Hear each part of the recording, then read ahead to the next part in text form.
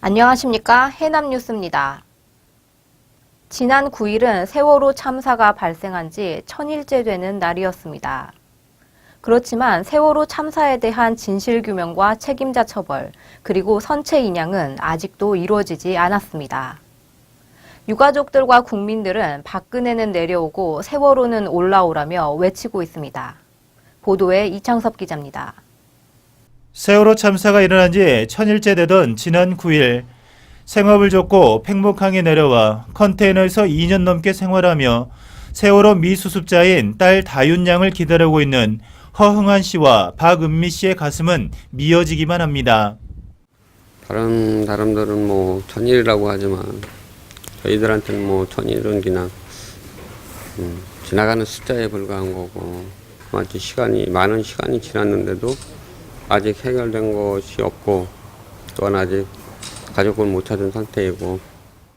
이들 부부는 올 봄에는 꼭 다윤이를 찾아 집으로 돌아가고 싶다며 세월호가 온전히 인양될 수 있도록 국민들이 더 많은 관심과 함께 힘을 실어줄 것을 당부했습니다. 팽목항을 찾은 이들도 세월호 유가족들의 아픔을 함께했습니다. 저뿐만 아니라 지금 많은 분들이 오시고 계신 것은 우리나라에 정상적인 혼을 가지신 분이라면 이 문제를 마음 아파하지 않을 사람은 없을 거라고 생각이 되고요. 세월호 1000일과 관련해 해남에서도 지난 7일 추모 촛불 집회가 열려 참석자들은 촛불을 잠시 끈 채 세월호 미수습자 9명의 이름을 부르며 이들이 돌아올 때까지 계속 함께할 것임을 다짐했습니다. 허다윤님, 남현철님, 저희는 이 9분이 돌아오는 그날까지 촛불을 밝히겠습니다. 해남방송 이창서입니다. 박철환 군수의 2심 선고 공판이 다음 달 8일 열립니다. 광주지방법원 제2형사부는 지난 11일 항소심 첫 공판을 열고 변호사와 검찰의 항소 이유를 들었으며 다음 달 8일 오전 10시 선고 공판을 연다고 밝혔습니다. 박 군수는 직권남용 권리행사 방해 등의 혐의로 지난해 10월 열린 1심에서 징역 1년 6월을 선고받았는데 이후 박 군수와 검찰 측이 항소해 현재 항소심 재판이 열리고 있습니다. 빠르면 내년 2월부터는 목포와 광주 등으로 원정 화장을 가지 않아도 되겠습니다. 황산면 원호리 일대에 130억 원의 예산을 들여 화장장과 봉안당, 자연장지 등이 들어서는 해남 공설 추모공원 건립이 지난달부터 본격적으로 시작됐습니다. 보도에 노영수 기자입니다. 해남군 공설추모공원 사업은 추모공원과 화장장으로 나뉘어 추진됩니다. 보건복지부 지원 사업으로 추진되는 추모공원은 자연장지와 봉안당 한동, 그리고 분수식 산골장을 비롯해 주차장과 휴게시설이 들어서고 완도와 진도 자치단체 간 연계 사업으로 추진되는 서남권 광역 화장장은 화장로 3개의 화장장과 봉안당 한동이 조성됩니다. 이 사업이 마무리되면 화장장은 연간 최대 2,400여 명이 이용할 수 있고 봉안당에는 15,000여기, 자연장지에는 12,000여기를 안치할 수 있는 시설이 갖춰지게 됩니다. 금년 말에 공사 준공을 목표로 지금 현재 해남안도 진도 3개군이 같이 공통으로 이렇게 사용을 할 수 있도록 지금 인근 시군 목포나 순천 또 다른 타 도에 있는 그 하장 시설 사용료를 지금 전체적으로 지금 자료를 지금 취합을 하고 있는 상황입니다. 일부에서는 해남에 건립되고 예산도 해남에서 제일 많이 투입되는 만큼 해남 국민들의 복지 증진을 위해 군에서 직접 운영하고 해남 국민들을 이용 1순위로 배정하는 등 요금과 우선순위에서도 혜택을 줘야 한다는 주장이 제기되고 있습니다. 해남군은 의견 수렴은 물론 인근 지자체와의 협의를 거쳐 최종 결정할 계획입니다. 해남방송 노영수입니다. 일제강점기에 강제 동원됐던 옥매광산 광부들을 기억하기 위해 국민들이 안내판을 세워 눈길을 끌고 있습니다. 한국 홍보 전문가로 유명한 서경덕 교수는 누리꾼들과 힘을 모아 황산면 사모마을 옥선창에 옥매광산 역사 이야기라는 안내판을 세웠습니다. 옥매광산 광부 수물 사건은 일본에 강제징용됐던 광부들이 고향으로 돌아오던 중 선박 화재로 수몰돼 118명이 목숨을 잃은 사건입니다. 해남방송은 다문화 가정의 행복을 찾아서라는 주제로 4차례에 걸쳐 연속 보도를 해드리고 있습니다. 오늘은 3번째 시간으로 자신들의 장점을 살려 지역사회 경제활동에 참여하고 있는 결혼 이주 여성들을 소개합니다. 보도에 이창섭 기자입니다.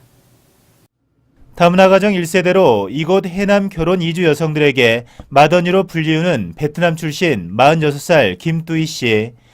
한국에 온 지 올해 20년째인 그녀는 해남군 다문화 가족 지원센터에서 통번역사 일을 하며 한국에 첫 발을 내디딘 결혼 이주 여성들을 위해 필요한 정보를 제공하고 국적 취득은 물론 운전면허나 자격증 취득을 위해 필요한 서류와 절차도 안내해주고 있습니다. 다문화 센터에서 일하면서 다음 후배들에게 도와줄 수 있으니까 가장 행복하고 보람 있는 것 같아요. 동남아에서 즐겨 먹고 쉽게 볼 수 있는 줄콩과 요주, 인디언 시금치 등 채소 농사를 하고 있는 필리핀 출신 43살 김수정 씨는 필리핀에서 가족들과 농사일을 해왔던 터라 자신의 경험을 살려 해남에서 남편과 함께 농산일을 하는 게 즐겁기만 합니다. 비닐하우스 10여 동을 운영하며 힘들기도 하지만 한국에 와서 고향의 맛을 찾는 결혼 이주 여성과 이주 노동자들이 전국 곳곳에서 택배로 주문을 하고 잘 먹었다고 전화를 해주면 뿌듯하다고 합니다. 다른 사람 이렇게 계속 먹여주잖아요. 그러니까 좀 더 양 많이 해야가 좀 괜찮고요. 당당한 결혼 이주 여성들의 삶이 아름답기만 합니다. 해남방송 이창섭입니다. 발효 재배를 활용해 버섯을 키우는 젊은 농사꾼 정인환 씨가 그동안의 노력을 인정받아 농촌진흥청장상을 수상했습니다. 자체 개발한 발효 기계로 생산비를 줄이고 품질을 높이는 등 한국 버섯 발전에 기여한 점을 인정받은 것인데요. 육형주 기자가 취재했습니다. 정 씨가 버섯 농사를 짓게 된 계기는 군대에서 만난 상관 때문이었습니다.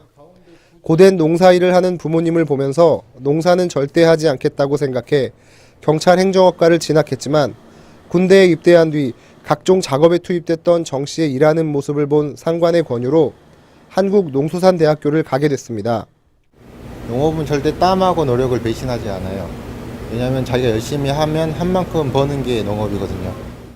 특용작물학과에서 버섯 작목을 전공한 정 씨는 1999년부터 송이버섯을 재배하고 있던 아버지의 뒤를 이어 느타리버섯 재배를 시작했습니다.